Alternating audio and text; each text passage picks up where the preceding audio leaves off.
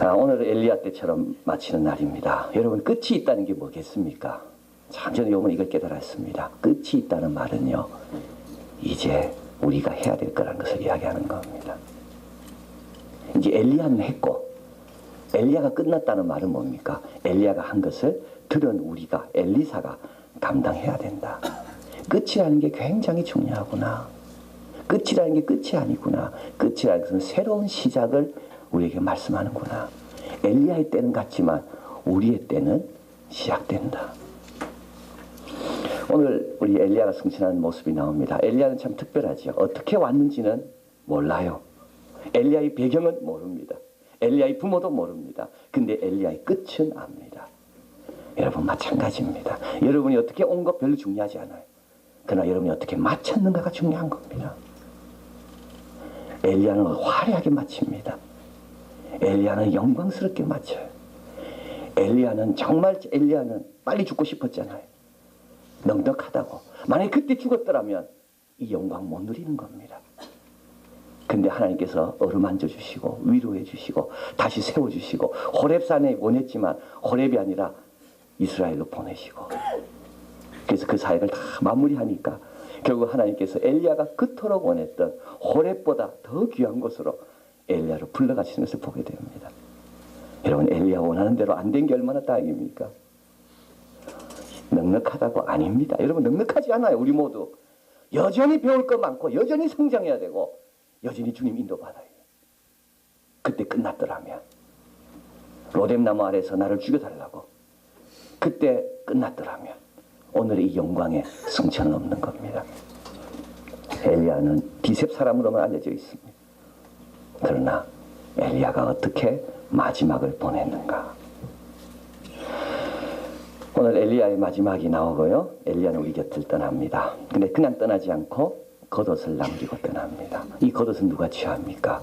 이 겉옷을 엘리사가 취합니다. 엘리야는 그냥 떠나지 않아요.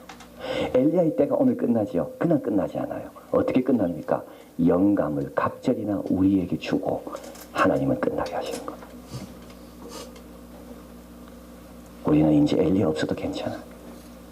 엘리야의 영감을 갑절이나 받았기에 엘리야가 남겨간 그 귀한 유산, 그 교훈, 그 말씀, 그 원리, 그걸 딱 붙들면 되기에 그게 겉옷이죠.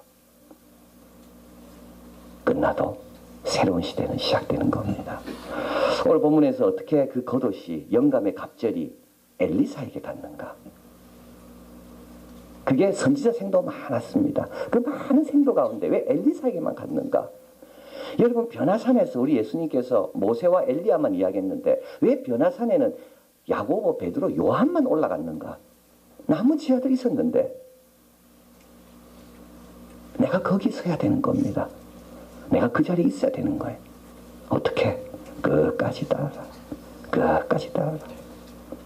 여러분, 끝까지. 처음에 쉽습니다. 그리고 그 다음 쉬운 때가 있어요. 마지막도 쉽습니다. 중간이 어렵습니다. 항상 그렇습니다. 마지막은요, 끝이 보이기 때문에 쉬워요.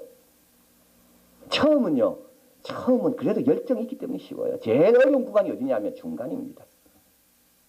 오늘 본문도 마찬가지입니다. 하나님 나를 길갈로 보내신다. 길갈로 갔어요. 거기서 취할 줄 알았어요. 안 취하세요.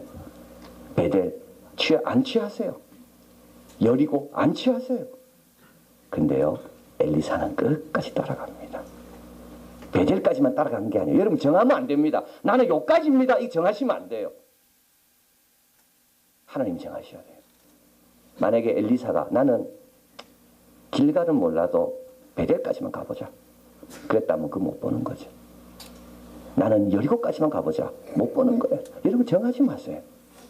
엘리야도 똑같잖아요. 지금이 넉넉하다고. 그렇지 않습니다. 끝까지 가는 거예요. 근데 마지막 요단을 건널 때는 쉽습니다. 왜냐하면 엘리야가 요단강을 겉옷으로 갈라버리거든요. 그리고 둘이 건넙니다. 이때 엘리사가 느낍니다. 이제 끝은 다 와가는구나. 중간만 이겨내시면 되는 겁니다. 이번에 발견한 거 있잖아요. 기도의 사람이 되자. 재단을 소중히 여기는 사람이 되자. 호렙산 남 비교하지 말고 모세 비교하지 말고 내 길을 가는 사람이 되자. 그리고 내 주위에 있는 사람을 좀 기도해주고 축복해주고 본이 되는 사람이 되자. 이거요. 끝까지 하셔야 됩니다.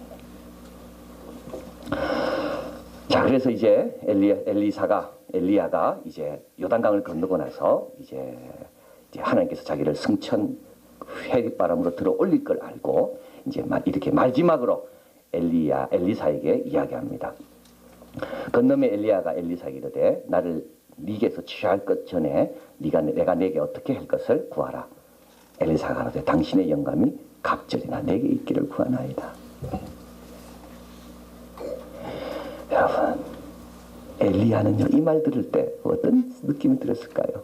두 가지일 거예요. 하나는 그래도 내가 헛되진 않았구나. 내가 네한테 잘못 보이진 않았구나. 네가 딴 것 구하지 않고 내한테 있는 걸 구하는구나. 네가 딴 거 구하지 않고 나를 통해 본 것을 구하는구나. 내가 제대로 보여줬구나, 이 말입니다. 당신의 영감 갑절이란 말은 아버지가 가진 그 믿음, 그 충성, 그 헌신을 내가 배우고 싶습니다, 이 말입니다. 이게 최고의 유산인 겁니다. 아이들이 나를 보면서 나는 아버지 본받고 싶어요. 나는 딴 기도 제목 없어요. 나는 엄마 같은 그런 믿음 내가 갖고 싶은 게 내 기도 제목이에요. 이거는 최고의 삶인 겁니다.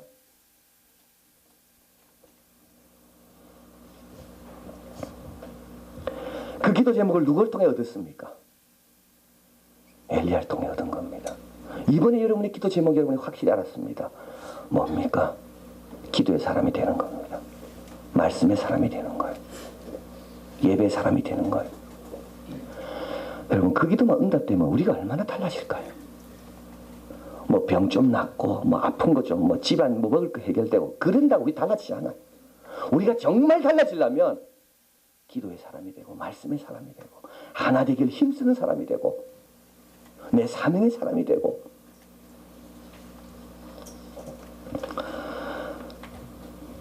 요한일서 5장 14절 그를 향하여 우리의 가진 바 담대한 것이 이것이니 그의 뜻대로 무엇을 구하면 들으십니다.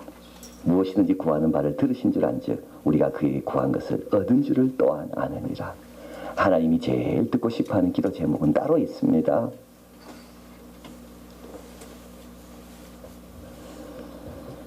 성장을 위해 좀 기도하라. 성장을 위해. 성장을 위해 좀 기도해라. 빵의 문제 말고 영의 문제를 위해 좀 기도해라. 물 말고 좀 불을 받도록 기도해라. 엘리야는 우리와 성정이 똑같아 그랬습니다. 차이가 하나 있다면 야고보서에 의하면 기도가 달랐다는 거죠. 그래서 이번 통하여 하나님께서 여러분이 주신 귀한 것이 있습니다. 뭐냐? 기도 제목입니다. 자녀 입시 너무 기도하지 마십시오. 그 제가 기도할 겁니다. 오늘 내일 치유 집회 때 와서 변화될 사람을 위해 기도하세요. 무엇을 먹을까 기도하지 마라 그랬잖아요. 주님은 먼저 그 나라와 그 일을 그건 주님이 기도해 줄 거니까 걱정하지 말고 진짜 중요한 기도 제목 부족하지만 네 입술에 내 기도 제목 좀 맡길게. 너 그거 기도해라.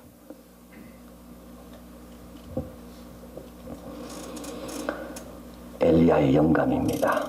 뭐가 중요한지 엘리야를 통해 발견한 겁니다.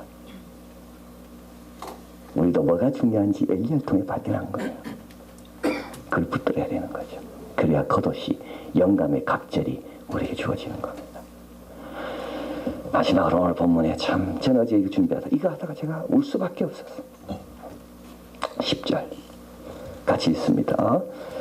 가로되 내가 어려운 일을 구하는도다. 그러나 나를 내게서 취하는 것을 내가 보면 그 일이 내게 이루려니와 그렇지 않으면 이루지 아니하리라 하고. 야, 이 무슨 뜻입니까? 영감의 갑절. 한편으로 기쁩니다. 아, 그래 네가 내 안에 좋은 걸 봤구나. 그래서 내가 너한테 좋은 걸 보여주는 삶을 살았구나. 네가 딴 것 구하지 아니하고 나에 있는 걸 구하는구나. 또 한편 엘리야는요 압니다. 그 삶을 산다는 게 어렵다는 걸 압니다. 기도의 삶, 예배의 삶, 호렙산을 버리고 그 죽이려는 그 사마리아 땅에 산다는 게 어렵다는 걸 엘리야는 압니다. 그래서 엘리야가 기도합니다. 말하죠. 네가 어려운 것을 구하네. 근데 그 다음 구절이에요. 그게 뭡니까? 하나님이 나를 취할 것 같으면 그 기도가 응답될 거다. 이 무슨 뜻입니까?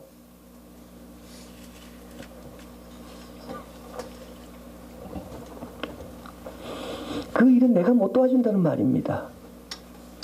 그 일은 하나님만이 못 도와줄 수 있다는 말입니다. 영감의 갑절, 그건 내가 못 도와준다는 말이에요.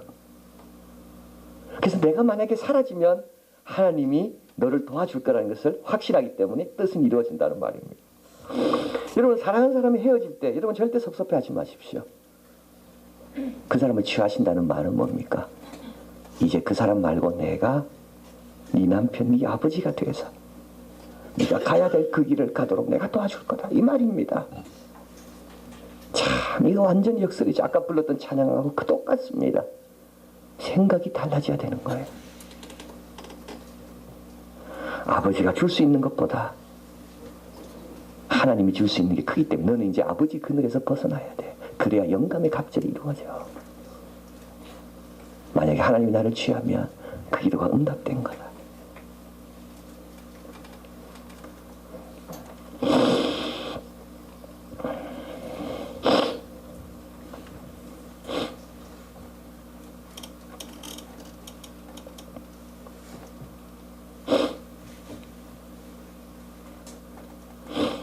제가 신학교 갈 때 제가 그런 말을 우리 아버지한테 한 것 같습니다. 편지를 썼어. 나는 신학교를 좀 가야 되겠다. 우리 아버지, 큰아버지 목회하는 걸 보면서 나는 내가 좀 난 더 고생하고 싶다. 참 내가 어떻게 그 말을 했는지 모르겠어. 우리 아버지가 좋아할 줄 알았어.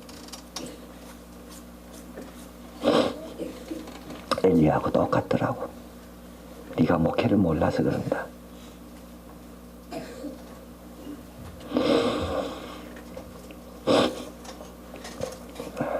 근데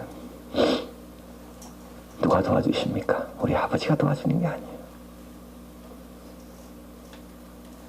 우리 아버지는 하나님이 취해 가셨고 하나님이 도와주는 거예요.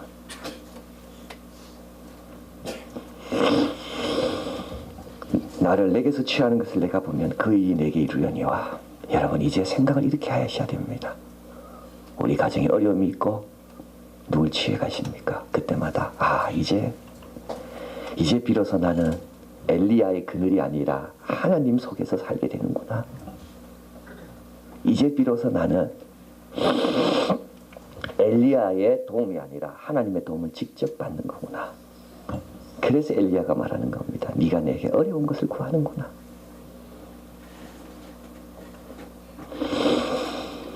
자, 그리고 오늘 본문이 어떻게 되죠? 여러분, 오늘 본문도 참 중요한 말씀이 나옵니다. 11절, 두 사람이 행하여 말하더니 호련히 불수레와 불말뒤 두 사람을 격합니다. 우리는 알아왔습니다. 엘리야만 격한 줄 알았죠. 아닙니다. 엘리사도 격하게 하십니다. 왜냐하면 영감의 갑절을 받아 살아야 될 사람이기 때문에. 12절 같이 있습니다. 엘리사가 보고 소리 지르되 내 아버지여 내 아버지여 이스라엘의 병고와 그 마병이 하더니 다시 보지 아니하는 자. 이에 엘리사가 자기의 옷을 잡아 둘에 찢고 자기 옷 찢었습니다. 이제 오늘 찢어야 돼요, 여러분.